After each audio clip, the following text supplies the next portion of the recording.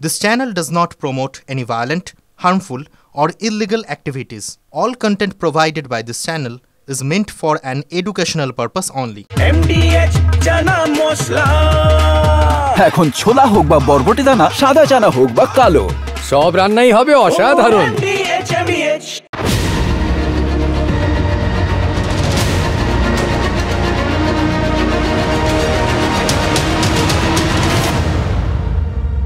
बहुत से सूचनाएं दी उन्होंने, बहुत से जानकारी दी, लेकिन रक्षा मंत्री होने के नाते ये नहीं कहा कि पहलगाम में दहशतगर्द कैसे आए। ये नहीं कहा कि बेसारन में जहां पर 1000 लोग जाते हैं, खुशियां मनाते हैं, कैसे 5 दहशतगर्द वहां पर जाकर 26 लोगों की गोलियों से छलनी करते हैं। ये सूचना रक्षा मंत्री ने नहीं दी। यही है सूचना का युद्ध। দেখুন, অসমের জোরহাটের সাংসদ গৌরব গগৈ, কংগ্রেস সাংসদ, তিনি এখন যে কথাগুলো বলছেন, এই সংসদে দাঁড়িয়ে গতকাল যে কথাগুলো বলেছিলেন, সেগুলো বলার এটা সময়। তার কারণ যখন ওই অপারেশন সিঁদুর চলছিল বা তার আগে যখন পেহেলগাঁওয়ের ঘটনা ঘটে গেছিল, তখন তো গোটা দেশ ওই সরকারের পাশে দাঁড়িয়েছিল, একটা জাতীয়তাবাদী একটা চিন্তাভাবনার বশবর্তী হয়ে সবাই চলছিলেন এবং সবাই জানতেন এই কথাগুলো এই সময় বলার নয়। এবার রাজনীতি, তারা তো সমস্ত কিছুর জন্যই একটু সময় খোঁজে, ঠিক সময় ঠিক জিনিসটা বলতে হয়। তো এখন গৌরব গগৈ এই কথাগুলো বলছিলেন, সেটা তার দলকে চাঙ্গা করতে এবং তারা যার বিরোধী, অর্থাৎ এই মুহূর্তে কেন্দ্রে ক্ষমতায় বিজেপিকে কোণঠাসা করতে। কিন্তু মজাটা কি জানেন, গৌরব গগৈ তার নিজের দলের হয়ে কথাগুলো বলছিলেন এবং আসলে বিজেপিকে কোণঠাসা করার জন্য কথাগুলো বলছিলেন, নাকি পাকিস্তানকে আসলে কিছু বলার সুযোগ করে দিচ্ছিলেন। কালকে পাকিস্তানি চ্যানেলগুলোকে দেখে না, সেটা বোঝার কোনো উপায় ছিল না। ওরা পাকিস্তানের সম্ভবত কালকে প্রবলভাবে জনপ্রিয় হয়ে গেছেন গৌরব গগৈ, কারণ প্রত্যেকটা চ্যানেলে তার এই বক্তব্য ছিল। পাকিস্তানি চ্যানেলগুলো দেখাচ্ছিল এবং বলছিল, দেখলেন তো, ভারতেরই একজন সাংসদ ভারতের সংসদ ভবনে দাঁড়িয়ে এই প্রশ্নগুলো তুলছেন, মানে তাদের সংশয় রয়েছে এই গোটা ব্যাপারটা লোক দেখানো। এই গোটা বিষয়টার মধ্যে এত ফাঁক ফোকর রয়েছে, একজন সাংসদ যখন বলছেন, তখন তো শুধু শুধু পাকিস্তানকে দোষ দেওয়ার কোনো মানে হয় না। তারা কালকে এই কথাগুলো বললেন, আর আজকেই পাকিস্তানের মুখে একগাল মাছি। কারণ এই অপারেশন মহাদেবে আমরা তো দেখলাম পর যে জঙ্গিরা নিকেশ হয়েছে সংসদ ভবনে দাঁড়িয়ে, সেটা স্বরাষ্ট্রমন্ত্রী বলে দিলেন এরাই সেই জঙ্গি যারা পেহেলগাঁওয়ে ওই 26 জনকে দাঁড় করিয়ে পরিচয় জিজ্ঞেস করে গুলি করেছিলেন। এবার এই জায়গাটায় ধাক্কা খাওয়ার পর পাকিস্তান কি করলো? পাকিস্তানের চ্যানেলগুলো বলতে শুরু করলো, ভারত যে অপারেশন সিঁদুরের পর অপারেশন মহাদেব করেছে, এটা তাহলে লোক দেখানো। শ্রীনগর থেকে বেশ খানিকটা দূরে ওই ডাচিগ্রাম বলে যে জায়গাটা, যেখানটায় আমাদের সেনাবাহিনী আর জম্মু কাশ্মীরের যৌথ বাহিনী অভিযান চালাচ্ছে, সেখানে নাকি 3 জন নিরীহ নিরপরাধ মানুষকে মারা হয়েছে। এই কথাগুলোকে পাগলের প্রলাপ বলে উড়িয়ে দিতেই পারতাম, জানেন তো, কিন্তু দিইনি। কারণ কোথাও গিয়ে মনে হচ্ছে এটা পাকিস্তানের নতুন কোনো ষড়যন্ত্র নয় তো, ওদেশের টপ টু বটম তো একই ছাঁচে গড়া। তাদের একমাত্র লক্ষ্য ভারতের সর্বনাশ। হয়তো তারা ভাবছিল যে সাপকে দুধ কলা দিয়ে তারা পুষেছিল, যে সাপকে তারা পাঠিয়েছিল আমাদের ছোবল মারার জন্য, সেই সাপকে যখন ঠান্ডা করে দিয়েছে সেনার পুলিশ, তখন উল্টো পাল্টা কথা বলে বিভ্রান্তি ছড়িয়ে বিশ্বের কাছে নিজেদের পিঠটা বাঁচিয়ে নি। এর উত্তরটা, মানে এইটা যদি সত্যি তাদের মানসিকতা হয়, তাহলে এক্ষেত্রেও তো পাকিস্তানের যাবতীয় চেষ্টা ব্যর্থ হয়েছে। কারণ কেন্দ্রীয় স্বরাষ্ট্রমন্ত্রী অমিত শাহ লোকসভায় বলেছেন, অপারেশন মহাদেবে যে 3 জনকে সেনাবাহিনী বা যৌথ বাহিনী যেটাই বলুন খতম করেছে, সেই 3 জনই ওই পেহেলগাঁও হামলার সঙ্গে জড়িত। এবং এরা যে পাকিস্তান থেকে এসেছিল সে বিষয়েও কোনো সন্দেহ নেই। কী করে এত নিশ্চিন্ত হয়েছেন স্বরাষ্ট্রমন্ত্রী? এই উত্তরটাও তিনি কিন্তু সংসদে দাঁড়িয়েই দিয়েছেন। অমিত শাহ বলে দিয়েছেন যে পহেলগাঁও হামলায় যে বুলেট ব্যবহৃত হয়েছিল, অপারেশন মহাদেবে ওই নিহত জঙ্গিদের কাছ থেকে উদ্ধার হওয়া যে অস্ত্রগুলো, সেগুলোর থেকে ফায়ার করে সেই বুলেট পরীক্ষা করে তারা দেখেছেন, সেই বুলেটের খোল পরীক্ষা করে তারা দেখেছেন, দুটো এক। অর্থাৎ ফরেনসিক পরীক্ষায় নিশ্চিত হয়ে গেছে এগুলোই সেই অস্ত্র যেগুলো ওই ২৬ জনের রক্ত ঝরিয়েছিল পহেলগাঁওয়ে। অর্থাৎ তিলকে তাল করা হচ্ছে না, সেটা রীতিমতো ফরেনসিক পরীক্ষা করিয়ে নিশ্চিত করে তারপর সেনাবাহিনী আর জম্মু কাশ্মীর পুলিশ যখন সেটা জানিয়েছে, তারপর সেটা সংসদে দাঁড়িয়ে স্বরাষ্ট্রমন্ত্রী জানিয়েছে। এতটা নিশ্চিত হওয়ার কারণ একটাই, ঠিক যেভাবে গৌরব গগৈ প্রশ্নগুলো তুলছিলেন এতদিন পরে, সে প্রশ্নগুলোকে পুরোপুরি উড়িয়ে তো দেওয়া যায় না। ঠিক সেই একইভাবে এক্ষেত্রেও এই ঘটনার পর রাজনীতি যে চুপ করে থাকবে না, অপারেশন মহাদেবের পরেও যে রাজনীতি চুপ করে থাকবে না, ঠিক যেভাবে অপারেশন সিঁদুরের পর থাকেনি, সেটাও স্বরাষ্ট্রমন্ত্রী জানতেন। ফলে এই প্রশ্নগুলো তোলারই কোনো অবকাশ দিলেন না, যাতে কেউ যেরকম বলতে সবে শুরু করেছিলেন যে এটা কাকতালীয় নাকি, যেই দিন সংসদে অপারেশন সিঁদুর নিয়ে আলোচনা হচ্ছে, যেই দিন যার পরের দিন প্রধানমন্ত্রীর বক্তব্য রাখার কথা, ঠিক তার আগে সেই জঙ্গিগুলোকে পাওয়া গেল যাদের এতদিন ধরে পাওয়া যাচ্ছিল না, এবং তারা নিহত হয়ে গেল। এই প্রশ্নগুলো প্রত্যেকটা যে আসবে সেটা স্বরাষ্ট্রমন্ত্রী জানতেন। অনেক রাত পর্যন্ত বসে থেকে সংসদে যা প্রশ্ন উঠতে পারে তার প্রত্যেকটার নোট নিয়েছিলেন, এবং তারপর হোমওয়ার্ক করে আসলে যেরকম হয় আর কি, সব কটার জবাব দিয়েছেন তিনি। এবং এই জবাবগুলোর পর সত্যি কথা বলতে কি বিরোধীদেরও বলার মতো খুব একটা জায়গা রাখেননি। দেখুন, রাজনীতির ভেতরে আকচি কে বললেন, কে জবাব দিলেন, এগুলো তাদের কাছে বিচার্য। আপনার আমার কাছে কি বিচার্য? যে জঙ্গিগুলো ওই পাকিস্তান থেকে এসে আমাদের দেশের ভেতর ঢুকে আমাদের ২৬ জন ভারতীয়র এইভাবে রক্ত ঝরালো, তাদের উপযুক্ত শাস্তি চেয়েছিলাম আমরা। এবার এটা শাস্তিই বলুন বা যাই, অ্যাটলিস্ট তাদের যে ওই আঘাতটা ফিরিয়ে দেওয়া গেছে, যেটা আমাদের ওই সহনাগরিকরা পহেলগাঁওয়ে পেয়েছিলেন, সেটা তো আমরা বুঝতে পেরেছি। আমাদের কাছে ওই জন্য বাকি প্রশ্নগুলো, রাজনীতির যে তর্ক বিতর্কগুলো, এগুলো আমাদের কাছে মূল্যহীন। কিন্তু সংসদে তো আরও অনেকগুলো জিনিস খুব গুরুত্বপূর্ণ ছিল। সেখানে তো শুধু ওই বিরোধীদের জবাব দেওয়া হচ্ছিল না, সেখানে শুধু দেশের মানুষকে জানানো হচ্ছিল না যে যারা আপনাদের ঘুম কেড়েছিল, যাদের জন্য আপনাদের সবার চোখ দিয়ে জল গড়িয়েছিল, যার জন্য অপারেশন সিঁদুর হয়েছিল,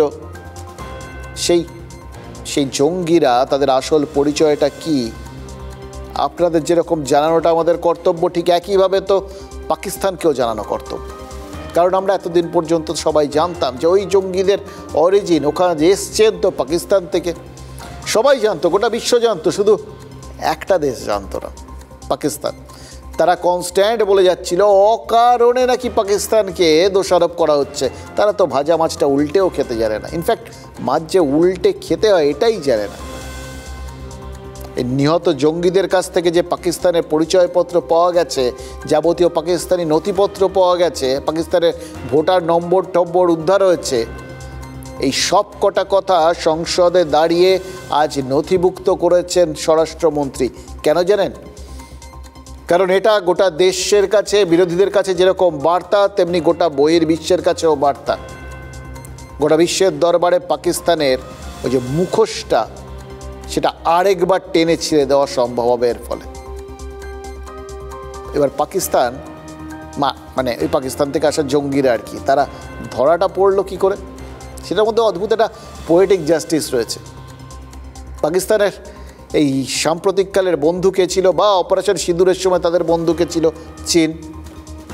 সেই চীন সম্প্রতি আবার ভারতের সাথে সম্পর্ক তৈরি করতে চাইছে। ভারত অ্যালাউ করেছে। তারা যখন চাইছে ভারতের এর পুরো স্ট্র্যাটেজিক্যাল ব্যাপার তো, সেটা ভারত সেই দিকেই এগোচ্ছিল।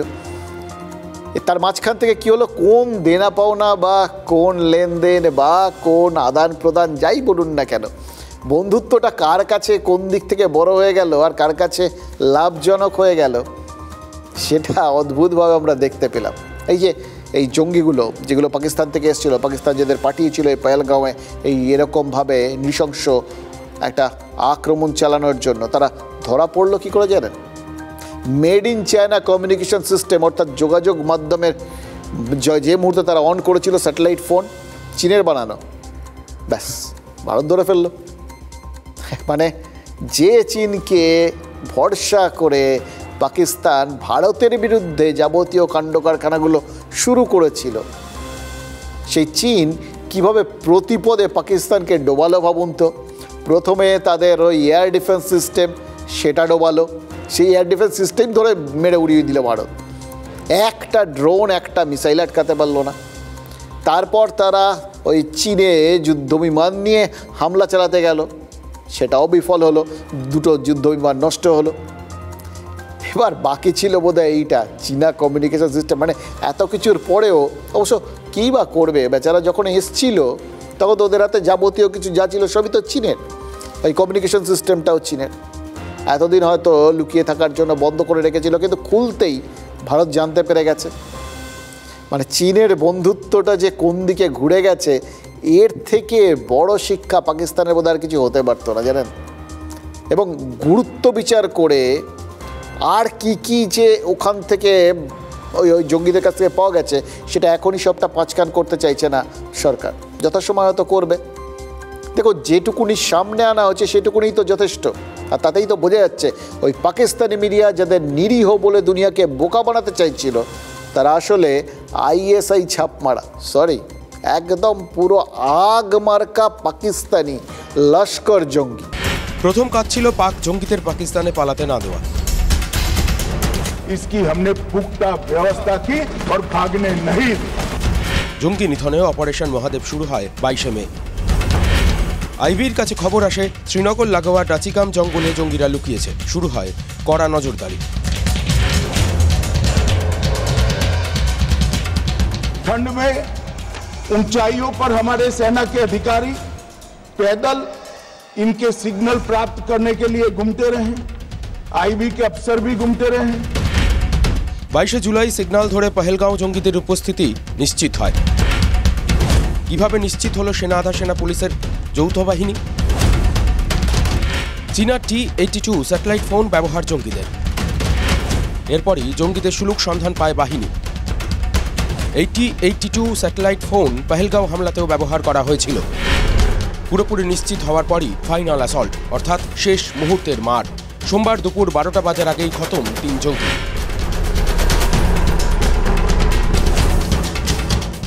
জঙ্গিদের আশ্রয় দেওয়া বশির ও পারভেজকে আগেই গ্রেপ্তার করে এনআইএ।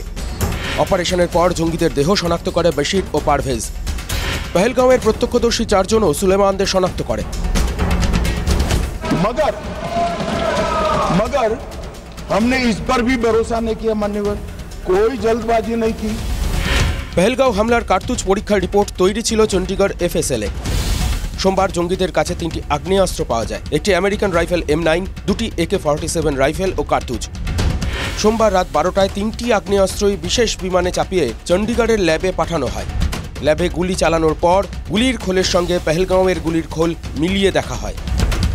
पूरी रात फायरिंग कर इसके भी खाली खोखे जनरेट किए गए, 2 खोखों का मिलान किया गया, राइफल की नाली और निकले हुए खोखों का भी मिलान हो गया। तब ये तय हो गया कि इन्हीं 3 राइफलों से हमारे निर्दोष नागरिक मारे गए।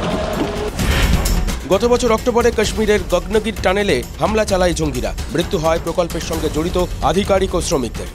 সেই হামলাতেও সুলেমানরাই জড়িত ছিল, সেখানেও এই অস্ত্র ব্যবহার হয়েছিল তারও প্রমাণ মিলেছে। লিখিত প্রমাণ দিয়েছেন 6 বিজ্ঞানী।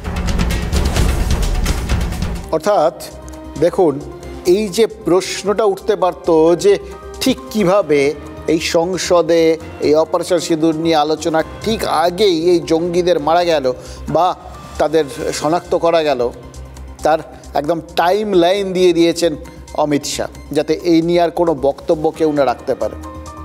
আর সেই সঙ্গে সঙ্গে শুধু পহেলগাঁও নয়, আগের একটা হামলাতেও যে এই জঙ্গিরাই জড়িত ছিল সেটা ওই চণ্ডীগড়ের ফরেন্সিক ল্যাবের বিজ্ঞানীরা কনফার্ম করে দিয়েছেন। তার মানে একটা অপারেশন, দুটো হামলার বদলা। আমাদের যৌথ বাহিনীর জওয়ানরা শুধু যে স্কোর সমান সমান করেছেন তা না, পেরিয়ে গেছে, উপযুক্ত জবাব দিয়েছে। কিন্তু তারপরেও একটা কথা মনে হচ্ছে, না বললেই নয়, এই জঙ্গিদের মধ্যে কাউকেই জীবিত ধরা গেল না। ধরা গেলে তো ওই আজমল কাসাভের মতো পাকিস্তানের বিরুদ্ধে ওই 3 জঙ্গিকেও অথবা অন্তত একজনকে পেলেও তাকে ব্যবহার করা যেত, জানা যেত এক্স্যাক্টলি এর পেছনে কোন কোন পাকিস্তানি সেনাদের যারা যারা রয়েছেন দায়িত্বপ্রাপ্ত, কারা এটা গোটা ব্যাপারটার মাস্টার মাইন্ড ছিলেন। হয়তো আসিম মুনির কীভাবে গোটা ব্যাপারটার পেছনে ছিলেন তা একটা ইঙ্গিত পাওয়া গেলেও যেতে পারত। তবে A1 সন্ত্রাসবাদী কমান্ডোরা জীবিত ধরা দিত বলে তো মনে হয় না। এরা প্রত্যেকে কিন্তু পাকিস্তানি সেনার প্রাক্তন অফিসার বা বর্তমান অফিসার, স্পেশাল ফোর্সের সদস্য। এরা ওই ধরা পড়ার থেকে আত্মহত্যা করাটা অনেক বেশি প্রেফারেবল মনে করে, অনেক বেশি শ্রেয় বলে মনে করে, সচরাচর তাই করে। এই নিহত জঙ্গিদের কাছেও পাকিস্তানি চকলেট পাওয়া গেছে। এবার সেই চকলেটের মধ্যে বিষ মেশানো আছে কিনা, মানে সেটাই আসলে তাদের সায়ানাইড ক্যাপসুল কিনা, সেটা তো পরবর্তী ক্ষেত্রে জানা যাবে। কিন্তু এই যে এই প্রমাণগুলো, এগুলো আন্তর্জাতিক অন্ধেরা মানবে না। তাই জন্য পাকিস্তানের ওই জঙ্গিদের ভোটার নম্বর যেগুলো ভারতের হাতে রয়েছে সেগুলো এবার ভারত রাষ্ট্রপুঞ্জে পেশ করবে। পহেলগাঁও গণহত্যায় পাকিস্তানের যোগসাযোগে প্রমাণ হিসেবেই এগুলো করা হবে। কিন্তু এত কিছুর পরেও পাকিস্তান কি সুরসুর করে স্বীকার করে নেবে যে এই ভোটার আইডিগুলো তাদেরই? অবশ্যই করবে না। যারা এতদিন করেনি আর কেন করবে? ওই মুম্বাই হামলার পরেও তো পাকিস্তানের ওই গুচ্ছ ডসিয়ার পাঠানো হয়েছে, তথ্য প্রমাণ পাঠানো হয়েছে কিভাবে পাকিস্তান গোটা বিষয়টা করেছে। আজমল কাসেম সব থেকে বড়, কিন্তু পাকিস্তান স্বীকার করেনি। এবারও পাকিস্তানের সামনে দুটো অপশান রয়েছে। এক, ওই একই নম্বরে অন্য কাউকে ভোটার হিসেবে দেখিয়ে প্রমাণ করা যে এই জঙ্গিদের কাছ থেকে পাওয়া ভোটার নম্বরটা জাল। এগুলো ভারত জালই করে দেখিয়ে দিচ্ছে, কিন্তু তার জন্য পাকিস্তানকে আগে নম্বরগুলো পেতে হবে। ভারত কিন্তু নম্বরগুলো এখনও প্রকাশ করেনি। আর দ্বিতীয় উপায়, ওই ভোটার নম্বরগুলো যাদের ছিল তাদের মৃত দেখানো। এটা খুব ইন্টারেস্টিং, জানেন তো? শুনছি ওই পাকিস্তানিরা নাকি ইতিমধ্যেই ভারতের নির্বাচন কমিশনের সঙ্গে যোগাযোগ করার চেষ্টা করছে। কারণ ওই বিহারে নির্বাচন কমিশন তো মৃত ভোটারের নামগুলো ধরে ধরে তালিকা থেকে বাদ দিয়ে দিয়েছে, নইলে 65 লাখ হয়। এখন পাকিস্তানিরা ওই ভোটার তালিকা থেকে কীভাবে নাম বাদ দেওয়া যায় সেইটা আমাদের নির্বাচন কমিশনের থেকে শিখতে চাইছে। কারণ ভারত একবার যখন বলে দিয়েছে এক সময় না এক সময় এখানে না হোক রাষ্ট্রপুঞ্জে কোথাও না কোথাও তো এই ভোটার নম্বরগুলো দেবে, তখন তো অস্বীকার করার জন্য একটা ওই পদ্ধতি চাই না। সবটা ওদের তো সবই নিজেদের বলে কিছু হয় না, সবই টোকামাল। তো এটাও তাই হবে। তবে যে দেশে গণতন্ত্র বলে কিছু নেই, যেখানে ব্যালটে ভোট হয় এখনও, আর সেনাবাহিনী ঠিক করে যে কে প্রধানমন্ত্রী হবেন, সে দেশে নির্বাচন কমিশনের যে বিশেষ মূল্য নেই, সে তো পরিষ্কার। তবে এত আলোচনার প্রয়োজন হবে না, কারণ পহেলগাঁও গণহত্যার বিচার চেয়ে ভারত কোনো আন্তর্জাতিক আম্পায়ারের কাছে যাবে না। আন্তর্জাতিক রাজনীতিতে এই সওয়াল জবাবের অবান্তর বিষয়ে সময় নষ্ট করাটা আমরা বন্ধ করে দিয়েছি। বলছিলাম না, একটা অদ্ভুত প্যারাডাইম শিফট হয়ে গেছে। মানে পুরো মানে যে পদ্ধতিটা সেটাই ভারত বদলে ফেলেছে, চিন্তাভাবনার পদ্ধতি এবং শিক্ষা দেওয়ার পদ্ধতি। অপারেশন সিঁদুরেই তো সেটা করে দেওয়া হয়েছে। এবার ভেতরে ঢুকে সুনির্দিষ্টভাবে যাদের মারার তাদের মেরে আসা হয়েছে, বারবার 3 বার, এবং প্রত্যেকবার এক ধাপ করে এগিয়ে অন্য ধরনে। খেয়াল করে দেখুন, সার্জিক্যাল স্ট্রাইক থেকে শুরু। এবার ঘরোয়া রাজনীতির প্রশ্নে আসি। অপারেশন মহাদেব বিজেপিকে ঘরোয়া রাজনীতিতে কী সুবিধা দেবে, এই প্রশ্নটা তো এবার আসবে। ঘরোয়া রাজনীতি তো এই রাজনৈতিক সুবিধার বাইরে কিছু বোঝে না।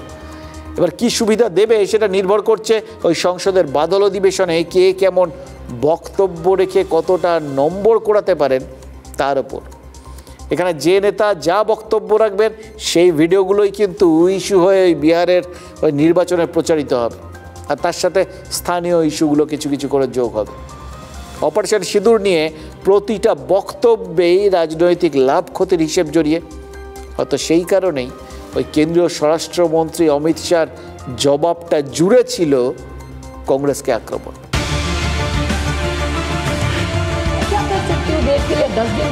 সোমবার প্রায় মধ্যরাতে লোকসভা থেকে বেরিয়েছিলেন সকলের শেষে, সকলের বক্তব্য শুনে নোটস নিয়ে। মঙ্গলবার বেলা গড়ানোর আগেই সংসদে কেন্দ্রীয় স্বরাষ্ট্রমন্ত্রী। রাজনৈতিক শত্রুরাও স্বীকার করেন বক্তব্য রাখার আগে ঈর্ষণীয় প্রস্তুতি নেন কেন্দ্রীয় স্বরাষ্ট্রমন্ত্রী। মঙ্গলবারও তার ব্যতিক্রম হলো না। मान्यवर, मैं तो अपेक्षा करता था कि जब ये सूचना सुनेंगे पक्ष विपक्ष में खुशी की लहर दौड़ जाएगी, मगर ये स्याही पड़ गई इनके चेहरे। পেহেলগাঁওয়ের আততায়ীরাই অপারেশন মহাদেবে নিকেশ হয়েছে তার তথ্য প্রমাণ পেশের পাশাপাশি বিরোধী শিবির থেকে ধেয়ে আসা প্রতিটি প্রশ্নের উত্তর দিলেন। भाई, आप आतंकवादियों का धर्म देखकर दुखी मत होइए, अखिलेश जी बैठ जाइए।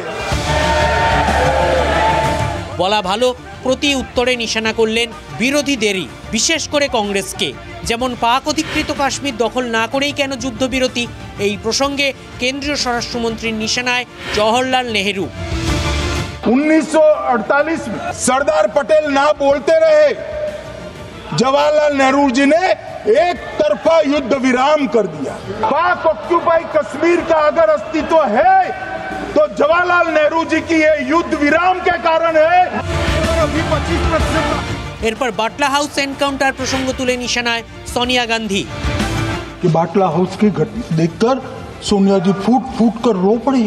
तो शहीद मोहन शर्मा के लिए रोते, बाटला हाउस के आतंकवादियों के लिए रोना आता है। और मैं राहुल गांधी जी को चैलेंज देना चाहता हूं, इन्होंने इस आतंकवादी हमलों के खिलाफ उनकी सरकार ने जो कदम उठाए, यहाँ खड़े रहकर हिम्मत से बताए देश की जनता को कोई अधिकार नहीं है पूछने। সোমবার প্রতিরক্ষা মন্ত্রী রাজনাথ সিংকে আক্রমণ করেছিলেন রাহুল গান্ধীর ডান হাত গৌরব গগৈ। তার বক্তব্য পাকিস্তানের সংবাদ মাধ্যমে হেডলাইন হয়েছে। মঙ্গলবার গৌরব গগৈকে আক্রমণ করলেন কেন্দ্রীয় স্বরাষ্ট্রমন্ত্রী।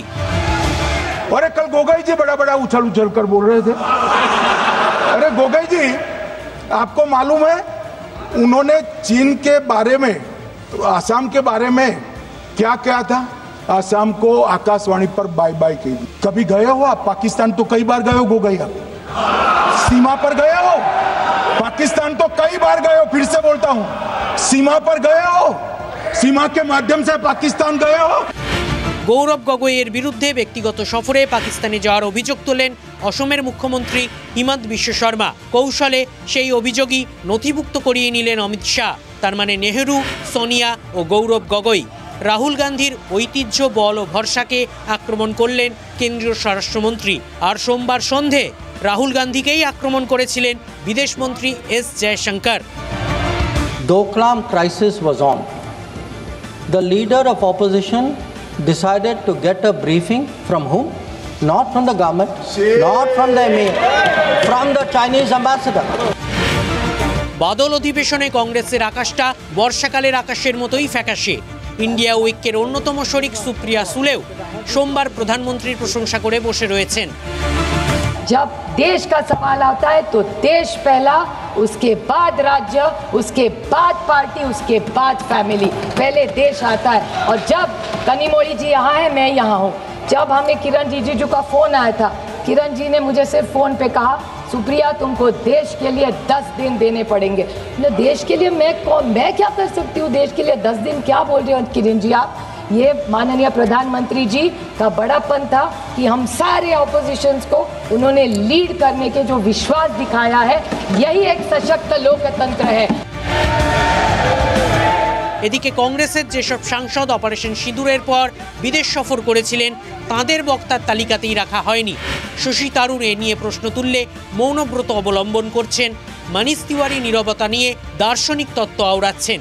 রিজার্ভ বেঞ্চের খেলোয়াড়দের মাঠে নামিয়েছেন রাহুল গান্ধী। তাঁরা ম্যাচ জেতাতে পারবেন কি?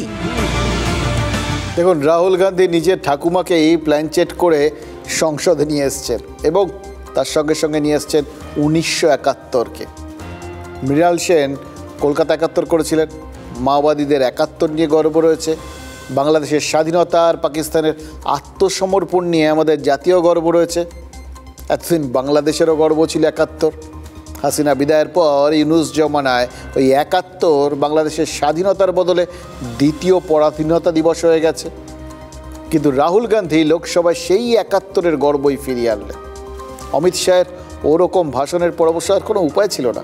অতীত থেকে ইন্দিরা গান্ধী এলেন আর বর্তমান থেকে ডোনাল্ড ট্রাম্প। ইন্দিরা গান্ধী মার্কিন চাপের কাছে নতি স্বীকার করেননি। ৭১-এ বহু চেষ্টা করেছিল মার্কিন, কিন্তু ইন্দিরা গান্ধী নিজের মতে যেরকম মনে করার সেনা পাঠিয়ে দিয়েছিলেন। কিন্তু মার্কিন প্রেসিডেন্ট ডোনাল্ড ট্রাম্প তিনি তো এবার অন্তত বার ৩০ বলে ফেলেছেন ইতিমধ্যে যে তিনি ভারত আর পাকিস্তানের মধ্যে সম্ভাব্য পরমাণু যুদ্ধ থামিয়েছেন, এবং শুধু থামিয়েছেন না, এরা ধমক দিয়ে থামিয়েছেন যে এরকম না করলে কিন্তু ওই বাণিজ্য চুক্তি সেটা হবে না। কাল বিদেশমন্ত্রী জয়শঙ্কর জানিয়েছিলেন ২২ এপ্রিল থেকে সংঘর্ষ বিরতি পর্যন্ত, অর্থাৎ যে সময়টার মধ্যে তিনি ফোন করলে তবেই সংঘর্ষ বিরতি তার কথায় হওয়ার সম্ভাবনা, সেই সময়টার মধ্যে ট্রাম্পের সঙ্গে মোদির কথাই হয়নি। এবার রাহুল গান্ধী আর চ্যালেঞ্জ ছুড়েছেন যে ট্রাম্প মিথ্যেবাদী এ কথা বলে দিন প্রধানমন্ত্রী। অর্থাৎ আস্তে আস্তে বক্তব্যগুলোর অভিমুখ এবং দাবির অভিমুখ সেটাও কিন্তু বদলাতে শুরু করেছে। এটাই আবার রাজনীতির লাভ ক্ষতির অঙ্কে বিজেপি पॉजिटिव बोले धरছে না তো। सिक्योरिटी क्यों नहीं थी वहां पे एक सैनिक क्यों नहीं दिखा? क्या सरकार को मालूम नहीं था कि यहाँ रोज 1000 से 1500 पर्यटक जाते हैं? क्या सरकार को मालूम नहीं था कि यहाँ के पहुंचने के लिए जंगल के रास्ते से जाना पड़ता है? अगर कुछ हो जाएगा तो लोग वहां से निकल नहीं पाएंगे। ये लोग वहां पे इस सरकार के भरोसे गए और इस सरकार ने उन्हें भगवान भरोसे छोड़ दिया। यहाँ पे अगर दम है तो यहाँ पे प्रधानमंत्री बोल दे कि ट्रम्प झूठ बोल रहे हैं। If he has the courage, if he has the courage, if he has the courage of Indira Gandhi, yes, let him say here, let him say here that Donald Trump, you're a liar. দেখুন, রাহুল গান্ধী সেনাকে স্বাধীনতা না দেওয়ার অভিযোগ তুলেছেন, বিমান ধ্বংসের প্রসঙ্গ তুলেছেন, আর তিনি বলেছেন একজন সেনার সঙ্গে কথা বললে বোঝা যায় সে আসলে একজন বাঘ। বাঘকে তো স্বাধীনতা দিতে হয়, বেঁধে রাখতে নেই, মানে রাজনৈতিক সদিচ্ছা থাকতে হয়। এবং ঘটনাচক্র দেখুন, আজই আন্তর্জাতিক বাঘ দিবস।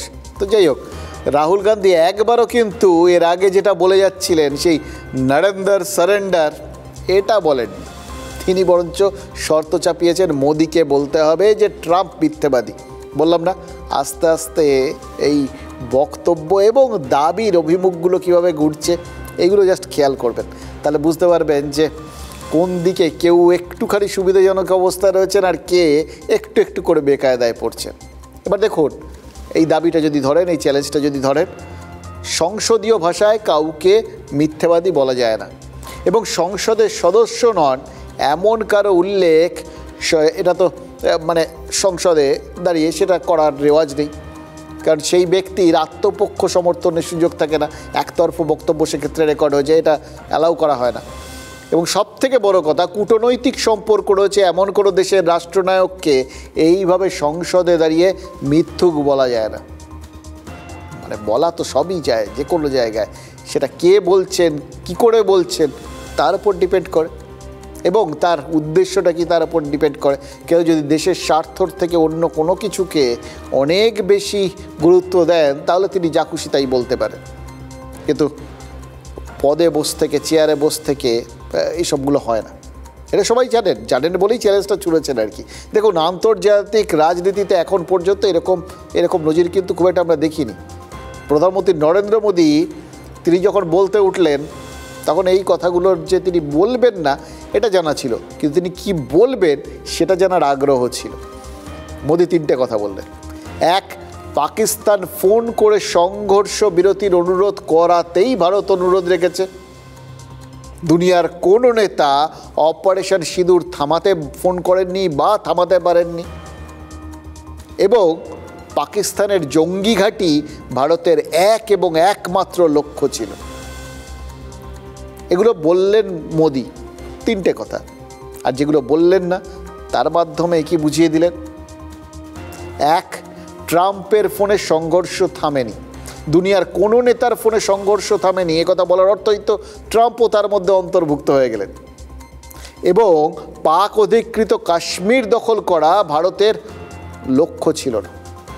এই যে সবাই বলছিলেন না যে এরকম চান্স পেয়েও কেন পাক অধিকৃত কাশ্মীরটাকে আমরা দখল করে নিলাম না, তার কারণ তো এটাই, সেটা তো লক্ষ্যই ছিল না, উদ্দেশ্যই ছিল না। তাহলেই তো গোটা বিশ্ব বলতো ভারত ওই জায়গা ফেরত নেওয়ার জন্যই আক্রমণটা করেছে, আসল লক্ষ্য ছিল ওই পাক অধিকৃত কাশ্মীরটাকে দখলে আনা। কিন্তু ভারত বোঝাতে চাইছিল যে ভারত প্রতিরক্ষার লক্ষ্যেই এই আঘাতটা হেনেছে এবং এই আঘাত হানার লক্ষ্য ওই জঙ্গি ঘাঁটিতে আঘাত করা, যারা ভারতে আঘাত হেনেছে। অর্থাৎ ভারত আঘাত করছে না, প্রত্যাঘাত করছে। এবং যেহেতু ভারত অন্য কোনো উদ্দেশ্যে সামরিক অভিযান চালায়নি, ফলে এই যে এত দাবি তুলছেন বিরোধীরা যে কেন পাক অধিকৃত কাশ্মীরটাকে এইবার নিয়ে নেওয়া গেল না, এরকম বেকায়দা থাকা সত্ত্বেও নিয়ে নেওয়া গেল না, সেটাই পরিষ্কার করে দিলেন নরেন্দ্র মোদী। कुछ बातें पूरी स्पष्टता से कह रहा है, दुनिया में किसी भी देश ने भारत को अपनी सुरक्षा में कार्रवाई करने से रोका नहीं है। अमेरिका के उपराष्ट्रपति जी ने मुझसे बात करने का प्रयास किया, वो घंटे भर कोशिश कर रहे थे, लेकिन मेरी सेना के साथ मीटिंग चल रही थी, तो मैंने उनका फोन उठा नहीं पाया। बाद में मैंने उनको कॉल बैक किया, मैंने कहा कि आपका फोन था, 3-4 बार आपका फोन आ गया, क्या है? तो अमेरिका के उपराष्ट्रपति जी ने मुझे फोन पे बताया कि पाकिस्तान बहुत बड़ा हमला करने वाला है, ये उन्होंने मुझे बताया। मेरा जो जवाब था, जिनको समझ नहीं आता है उनको तो नहीं आएगा,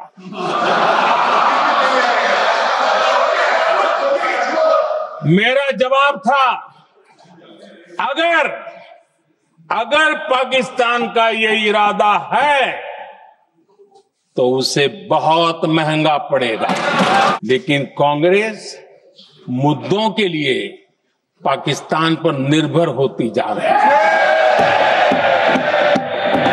दुर्भाग्य से सुनिए जवाब, कांग्रेस को पाकिस्तान के मुद्दे इंपोर्ट करने पड़ रहे हैं। कांग्रेस ने पाकिस्तान को क्लीन चिट दे दी है।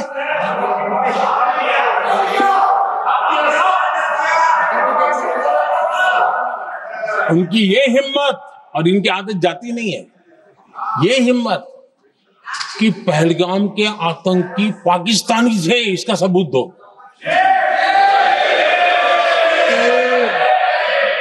क्या कह रहे हो तुम लोग? तो कौन सा तरीका है? और यही मांग पाकिस्तान कर रहा है जो कांग्रेस कर रही है। हमारे सुरक्षा बलों ने ऑपरेशन महादेव करके यहां ठहाके लगा के पूछा गया कि आखिर ये कल ही क्यों हुआ? क्या ये ऑपरेशन के लिए कोई सावन महीने का सोमवार ढूंढा गया था क्या? क्या हो गया है लोगों को?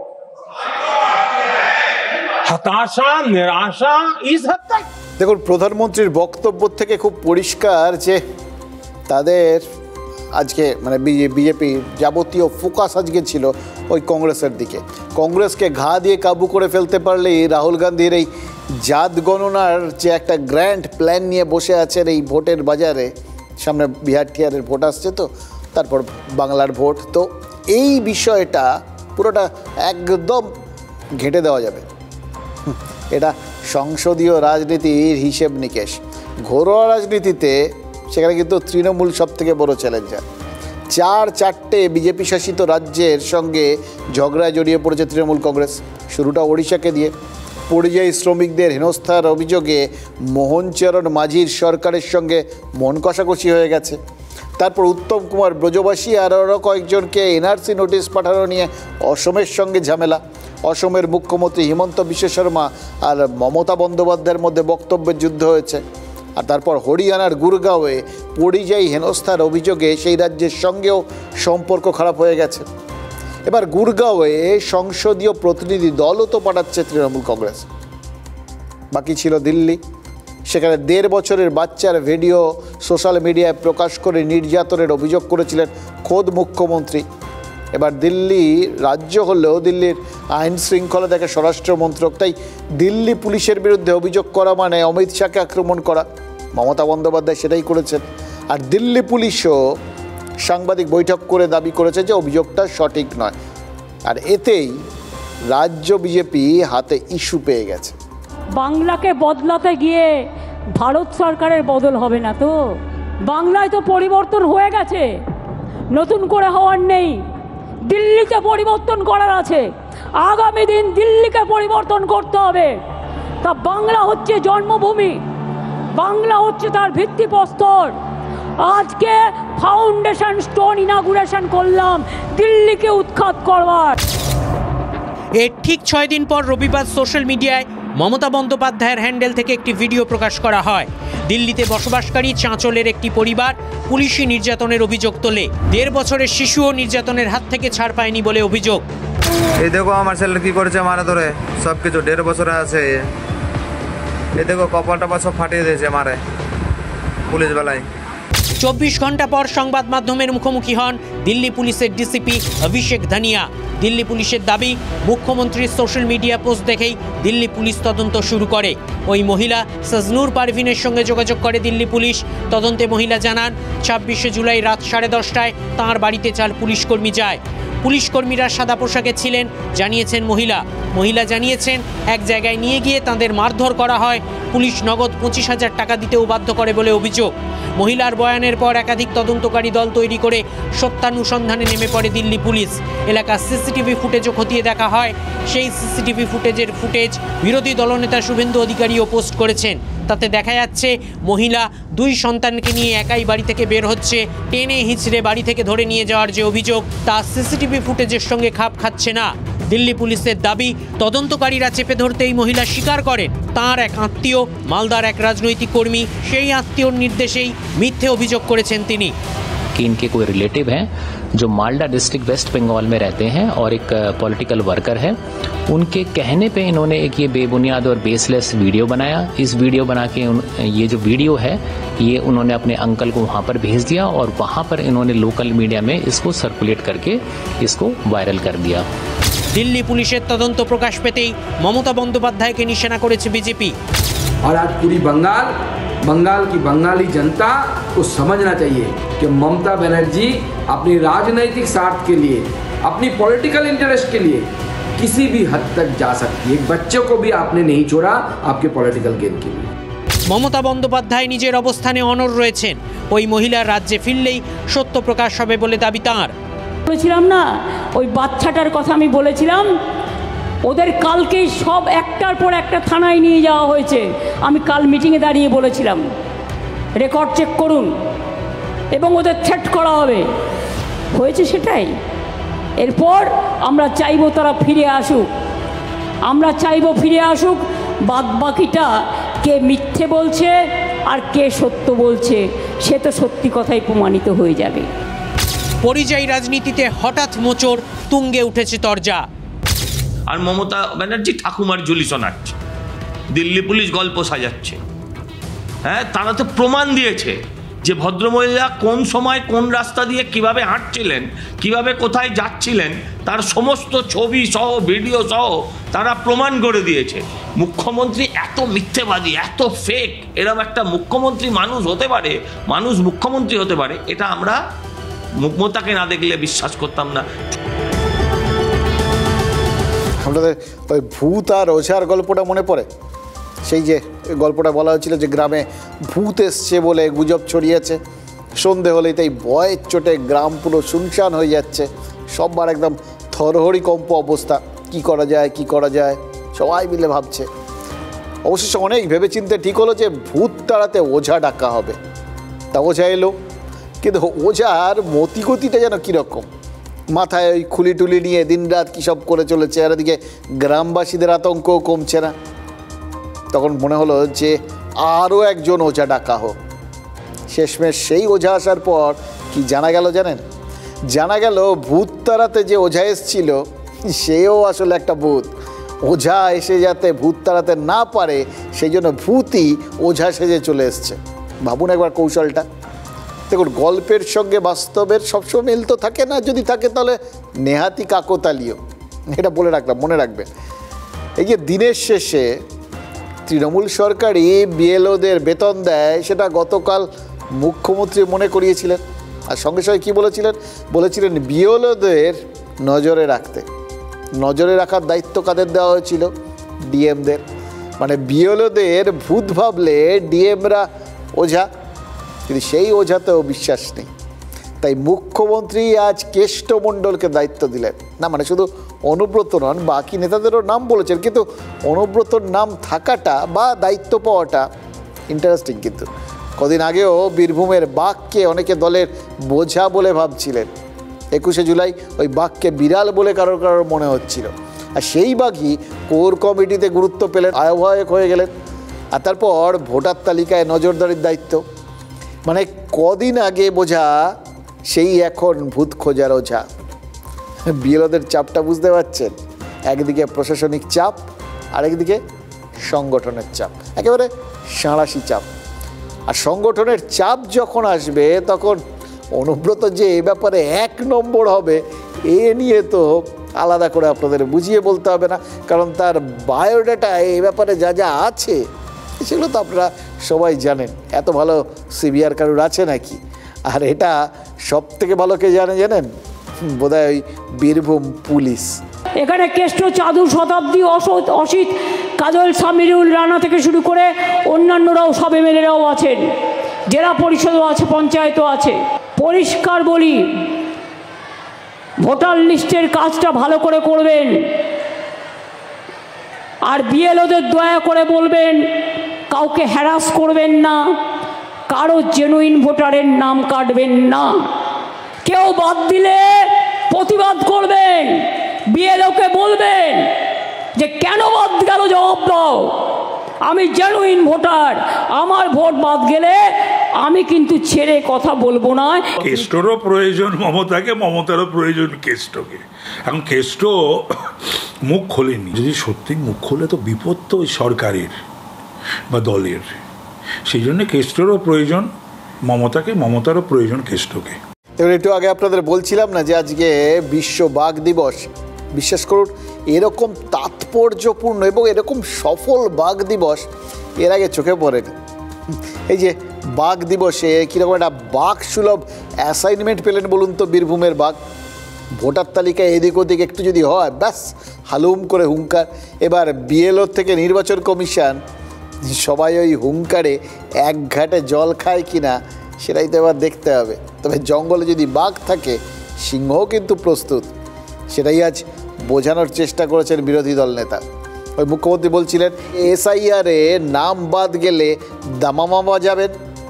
আজ মুখ্যমন্ত্রী সেই দামামাকে খামে ভরে নির্বাচন কমিশনে পাঠিয়ে দিলেন শুভেন্দু অধিকারী। তার অভিযোগ মুখ্যমন্ত্রী বুথ লেভেল অফিসারদের মানে বিএলওদের ভয় দেখাচ্ছেন, কমিশন অবিলম্বে ব্যবস্থা নিন। এবার বলেছেন তো বটে, প্রশ্ন হলো কমিশন কি কোনো ব্যবস্থা নিতে পারবে, নাকি কমিশনের বিরুদ্ধেই ব্যবস্থার আর্জি জানাবে তৃণমূল? কেন বলছি? কারণ প্রশাসনিক আর সাংগঠনিক লড়াইয়ের পাশাপাশি আদালতেও তো দামামা বাজাতে মরিয়া শাসক দল। সুপ্রিম কোর্টে এসআইআর মামলা চলছে। আজ সেই মামলাতে পার্টি হতে চেয়ে আবেদন করেছে তৃণমূল। মানে রনে বনে জঙ্গলে যেখানেই এসআইআর দেখিবে তৃণমূল ঝাঁপাইয়া পড়িবে, এটাই কৌশল। এবার প্রশাসন আর দল ছাড়াও এদিন মুখ্যমন্ত্রী সিভিক সোসাইটিকেও তো পথে নামার আহ্বান জানিয়েছেন। সাধারণ মানুষ কর্মসূচিকে আন্দোলনে পরিণত করতে হলে পরিধিটা যে বাড়ানো দরকার সেটা তো তিনি জানেন। মানে এ ব্যাপারে তার মতো অভিজ্ঞতা তো আর কারণ নেই, তাই তিনি খেলার মাঠটা বড় করছেন। এবার মাঠ বড় করলে তো হলো না, ভিড়টাও তো রাখতে লাগবে, তার জন্য আপনি আমি সাধারণ মানুষ আছি, ওই জন্য গোটা ব্যাপারটা আলটিমেটলি সাধারণ মানুষকে ডাক।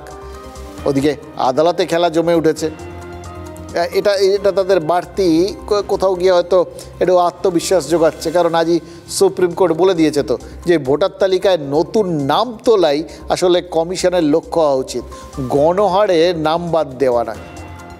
এটা একটা কমিশনের ওপর চাপ, এটা ভেবেই তৃণমূল উৎসাহিত হতে পারে, ভাষা আন্দোলনে ঢেউয়ের উচ্চতা বাড়তে পারে, কিন্তু একই সঙ্গে সিঁদুরে মেঘও তো আছে।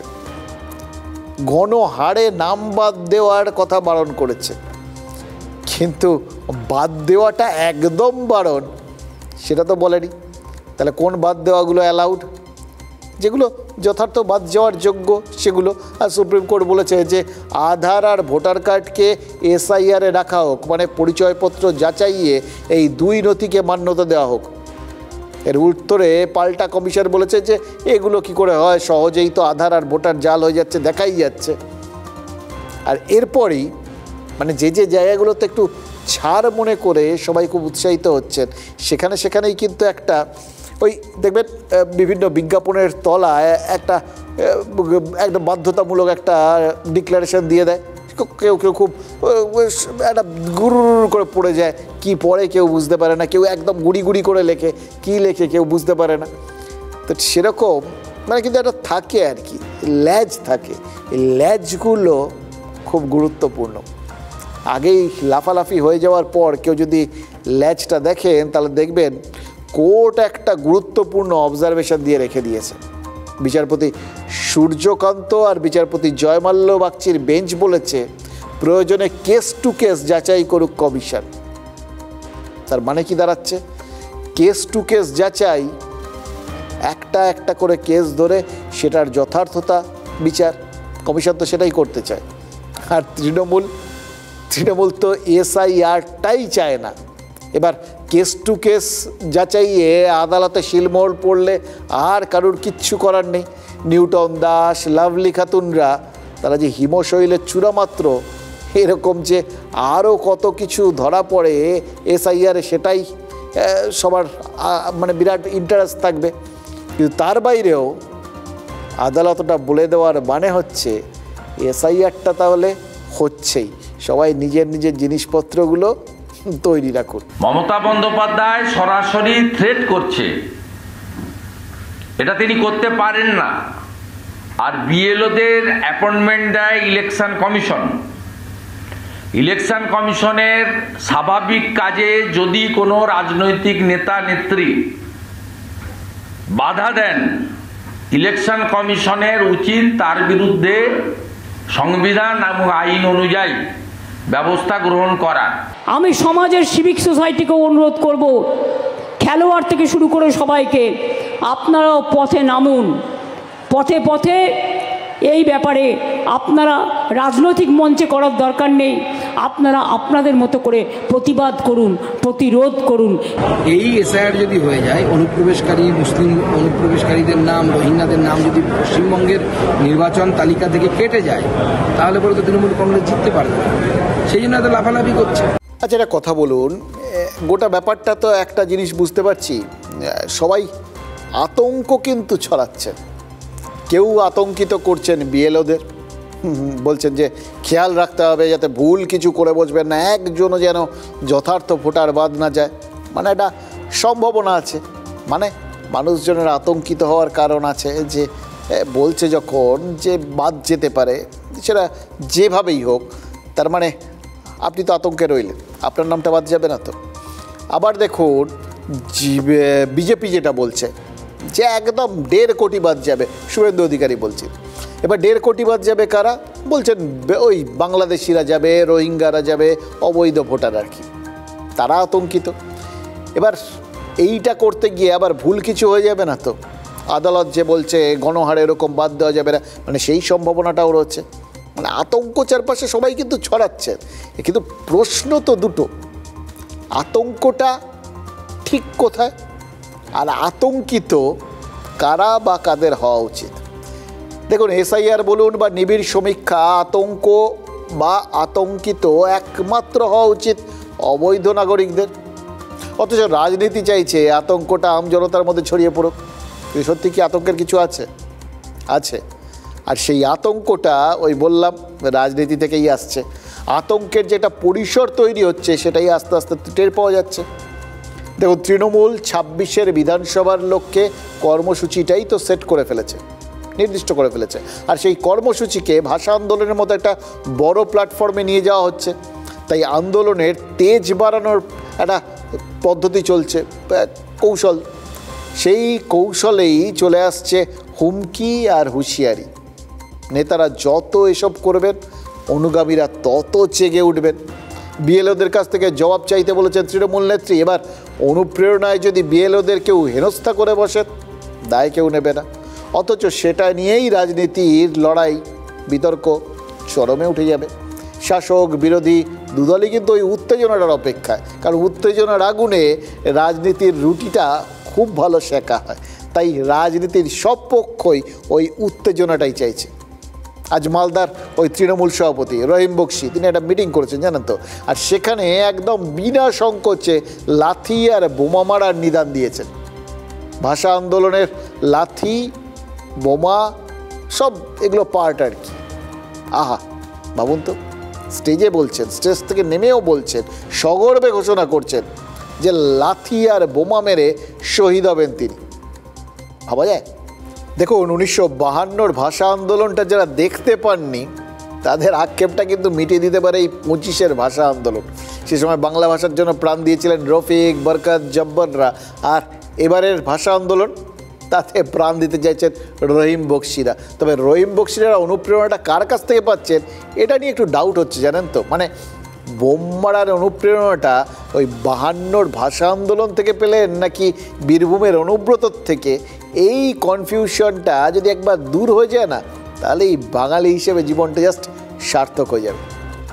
ভয় করছি না আমি, আমার বিরুদ্ধে যা খুশি করুক।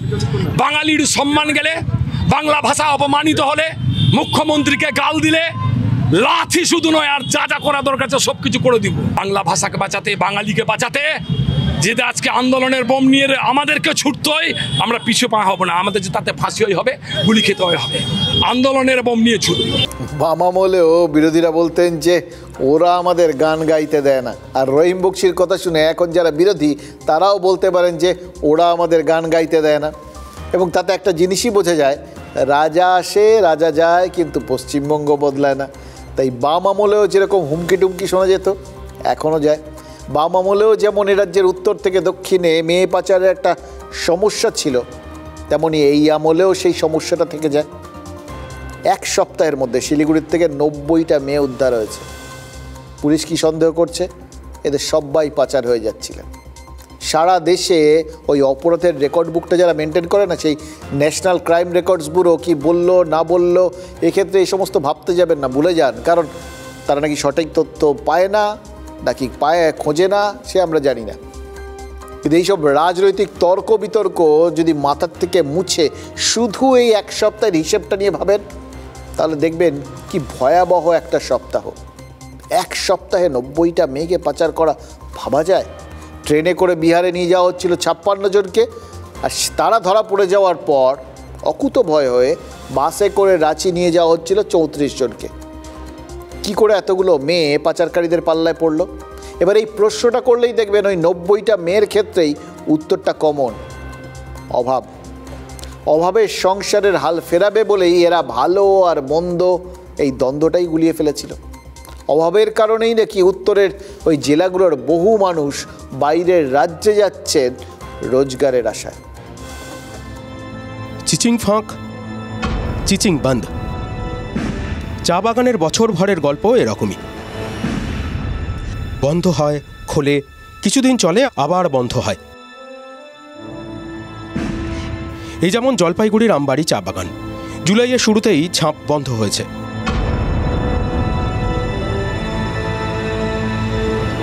कुछ लोगों का घर में फैमिली मेंबर जो है 5 है, तो मान लीजिए उसमें से कोई 3 बाहर है। कहाँ जा रहे हैं वो लोग काम? कोई बेंगलोर जा रहा है, कोई दिल्ली जा रहा है, कोई कहीं जा रहा है, लेडीज भी जा रही हैं यहाँ तक कि।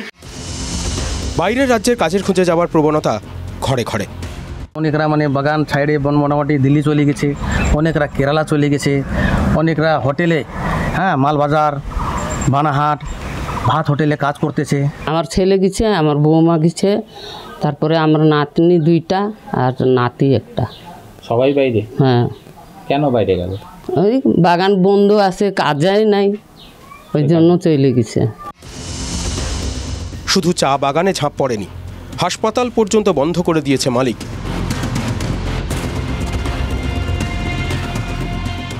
চা বাগান জুড়ে শুধু হাহাকার, পালানো ছাড়া গতি আছে কি? নেই কিচ্ছু নেই, তবুও তো কিছু আছে, বলতে যা বাধা নেই। চা বাগানে অভাব অনটন আছে, এটা যেরকম সত্যি, তেমনি অভাবী মানুষের জন্য সরকারি সাহায্য আছে, এটাও তো সত্যি। কন্যাশ্রীর মতো প্রকল্প রয়েছে আমাদের রাজ্যে, রূপশ্রীর মতো প্রকল্প রয়েছে। স্কুল পড়ুয়ার থেকে শুরু করে কলেজ বিশ্ববিদ্যালয়ের ছাত্রী বা তারপরেও যাদের প্রয়োজন, যেরকম প্রয়োজন, সরকার সেই সমস্ত মেয়েদের টাকা দিচ্ছে। বিয়ে হয়ে গেল লক্ষ্মীর ভাণ্ডারের মতো প্রকল্প রয়েছে, যাতে মহিলাদের হাত খালি না থাকে। একের পর এক প্রকল্প। কিন্তু এই সমস্ত প্রকল্পের কথা বাদ দিন, 2015 সালে রুগ্ন আর বন্ধ চা বাগানের জন্য 100 কোটি টাকার প্রকল্প ঘোষণা করেছিল রাজ্য সরকার। অর্থাৎ সমস্ত চা বাগানের জন্য একটা প্যাকেজ, যে সমস্ত চা বাগানের শ্রমিকদের কাজ নেই আর যে সমস্ত চা বাগানের শ্রমিকদের কাজ যাবো করছে, তাদের প্রত্যেকের জন্য তহবিল গড়েছিল রাজ্য। 10 বছরে সেই তহবিলের টাকা পয়সা নিশ্চয়ই চা শ্রমিকরা পেয়েছেন, উপকৃত হয়েছেন। তারপরেও রাজ্য থেকে একসঙ্গে এইভাবে, মানে বাল্ক সাপ্লাই বলেন না, এক দঙ্গল, এইভাবেই তো মেয়েদের পাচার করা হচ্ছে অন্য রাজ্যে। কী করে পাচারকারীরা সুযোগ পাচ্ছে? এই প্রশ্ন করলেই ওই আবার সেই অভাবের উল্লেখ হচ্ছে, নিদারুণ অভাব। তাই ভুল পথে পা বাড়াতে বাধ্য হচ্ছে মেয়েরা। তাহলে দাঁড়ালোটা কি? সরকারি প্রকল্পগুলোয় কি কাজ হচ্ছে না, নাকি সরকারি প্রকল্প সব জায়গায় সমানভাবে পৌঁছচ্ছে না? এই মাসের গোড়ায় ওই বন্ধ কারখানা আর চা শ্রমিকদের জন্য ডিজিটাল পোর্টাল খুলেছে নবান্ন। পশ্চিমবঙ্গ সরকার একদম বিবৃতি দিয়ে জানিয়ে দিচ্ছে যে সমস্ত রকম অস্বচ্ছতা দূর করতেই এই ডিজিটাল ব্যবস্থা চালু করা হলো। এবার থেকে স্বচ্ছতার কোনো অভাব হবে না, কোনো অভাব হবে না স্বচ্ছতার। এ কথা বলা মানে তো এতদিন যে অস্বচ্ছতা ছিল সেটাই ঘুরিয়ে স্বীকার করে নেওয়া, তাই না?